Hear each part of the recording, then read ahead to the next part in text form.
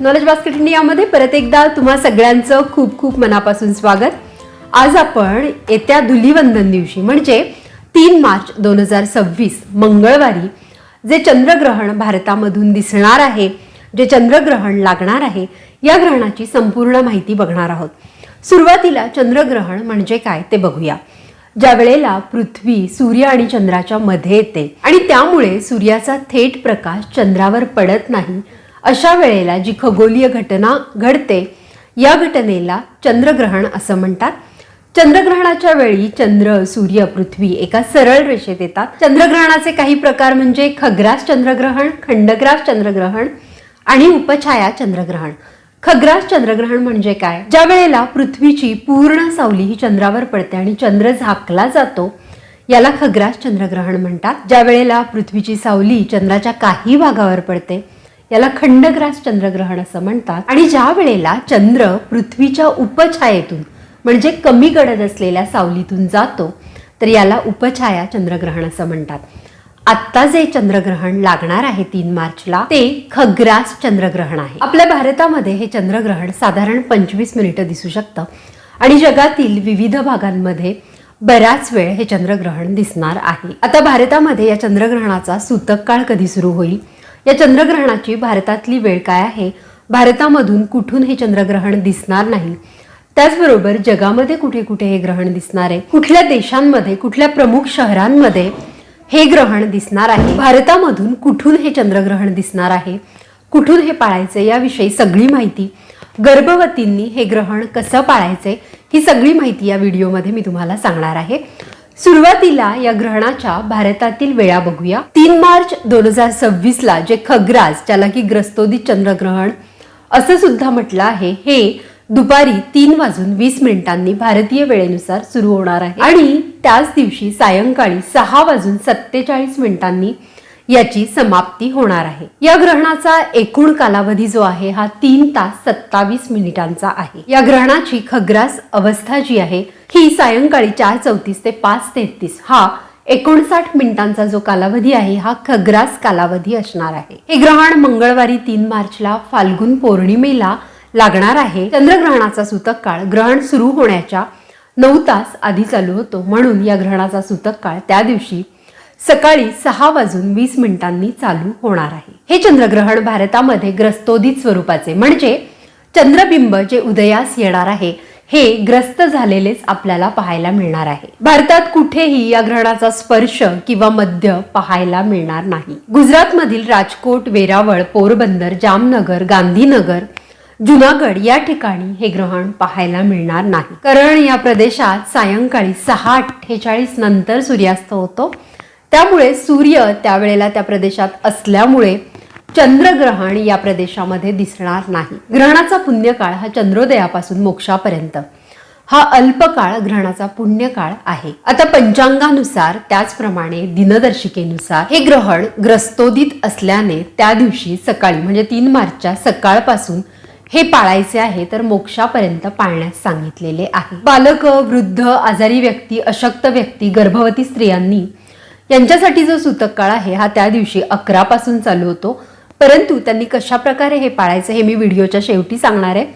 त्याआधी आपण कुठल्या देशात हे दिसणार आहे, कुठल्या शहरात दिसणार आहे या गोष्टी बघूया आणि त्यानंतर ग्रहण कसं पाळायचं हे मी तुम्हाला सांगणार आहे। परत एकदा वेळा सांगते, ग्रहणाचा स्पर्श हा त्या दिवशी दुपारी 3:20 होणार आहे। ग्रहणाचा सर्वोच्च बिंदू हा त्या दिवशी सायंकाळी 5:04 असणार आहे आणि ग्रहणाची समाप्ती म्हणजे ग्रहणाचा मोक्ष हा त्याच दिवशी 3 फेब्रुवारीला सायंकाळी 6:48 होणार आहे। ग्रहणाचा वेध किंवा सूतक काळ जो आहे हा सकाळी 6:20 पासून चालू होतो। गर्भवती आणि इतर अशक्त, आजारी, वृद्ध आणि बालकांसाठी हा वेळ सकाळी 11 पासून चालू होतो। आता भारतामधून कुठून हे ग्रहण दिसणार आहे ते आपण बघूया। हे ग्रहण भारतामध्ये बंगालचा उत्तर पूर्व भाग, मिझोरम, नागालँड, मणिपूर, आसाम आणि अरुणाचल प्रदेश या राज्यांमध्ये दिसणार आहे। या ग्रहणाचा एकूण कालावधी 3 तास 27 मिनिटं इतका आहे। जगभरात हे ग्रहण पूर्वी Europe, Asia, Australia, North America, South America, Pacific, Atlantic, Indian Ocean, Arctic आणि अंटार्क्टिकामध्ये दिसणार आहे। आता जगभरातली काही प्रमुख शहरं सांगते जिथून हे ग्रहण बघायला मिळणार आहे. New York, Canada, Melbourne, Sydney, Jakarta, हाँगकाँग, Chicago, Washington DC, Bangkok, Singapore, San Francisco, Los Angeles, Shanghai, San Salvador, Tokyo, Mexico, Brisbane, Beijing, Brazil, Argentina, Santiago, Dhaka, Kolkata, New Delhi, Mumbai, Pune, Tashkent, Uzbekistan इत्यादी ठिकाणी हे ग्रहण दिसणार आहे. वेदकाळामध्ये स्नान, देवपूजा, जप, श्राद्ध आणि नित्यकर्म करता येतात. शास्त्रांप्रमाणे वेदकाळामध्ये भोजन निषिद्ध मानलं जातं, परंतु यासाठी अपवाद आहेत. ते म्हणजे गर्भवती, अबाल, वृद्ध, आजारी, अशक्त व्यक्ती यांच्यासाठी नियम शिथिल असतात आणि त्यांनी स्ट्रिक्टली पाळायची गरज नाही. त्यांनी भोजन ग्रहण केलं तरी सुद्धा चालू शकतं. त्यांची जी औषधं आहेत, त्या टॅबलेट्स, गोळ्या ते खाऊ शकतात, त्यासाठी कुठलंही बंधन नाही.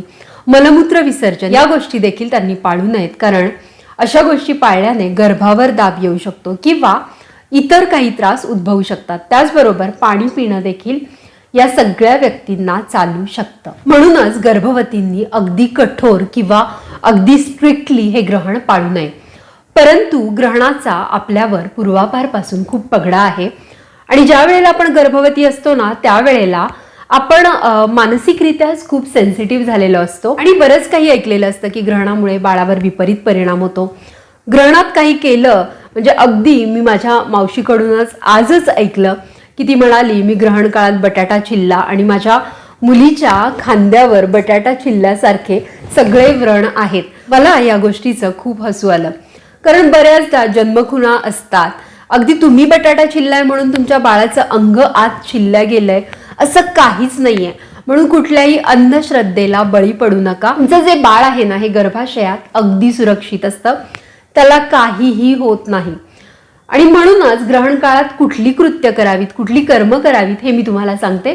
यापूर्वी जर तुम्ही मंत्र घेतला असेल तर आधी घेतलेल्या नामाचं पुरस्चरण हे ग्रहण काळात जर आपण केलं तर त्या मंत्र जपाचं कैकपटीने फळ वाढतं, पुण्यदायी फळ असतं असं आध्यात्मिक दृष्ट्या सांगितलेलं आहे. आणि म्हणूनच पर्व काळामध्ये देवपूजा, तर्पण, श्राद्ध, होम, जप, हवन या गोष्टी केल्या तर चालतात. त्याचं फळ कैकपटीने वाढतं. आपल्याकडे पूर्वापारपासून ग्रहण झाल्यानंतर अंघोळ करायचं सांगितलेलं आहे, त्यामुळे मोक्षानंतर तुम्हाला हवं असेल तर तुम्ही अंघोळ करू शकता. परंतु ग्रहणासंदर्भात अंधश्रद्धा बाळगू नका.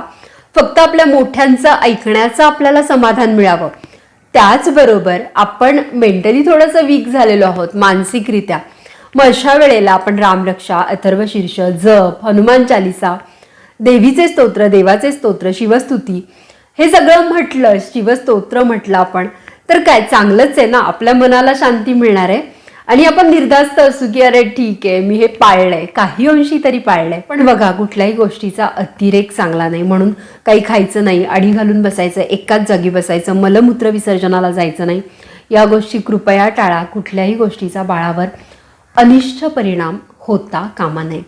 त्यामुळे एक सजग आणि उत्तम रीतीने तुम्ही विचार करून या ग्रहणाला तुम्ही कसं पाळायचं हे ठरवा. अगदी बॅलन्स्ड राहून तुम्ही थोडंसं पाळू शकता, जप आदी करू शकता आणि या ग्रहण काळाचा, पर्व काळाचा लाभ घेऊ शकता. आशा करते हा व्हिडिओ तुम्हाला आवडला असेल. व्हिडिओ आवडला असेल तर जास्तीत जास्त मित्रमैत्रिणींबरोबर, नातेवाईकांबरोबर, गर्भवतींबरोबर हा व्हिडिओ तुमच्या व्हॉट्सॲप ग्रुपद्वारे, फेसबुकद्वारे शेअर करा आणि अशा छान छान व्हिडिओजसाठी नॉलेज बास्केट इंडियाला सबस्क्राईब करा.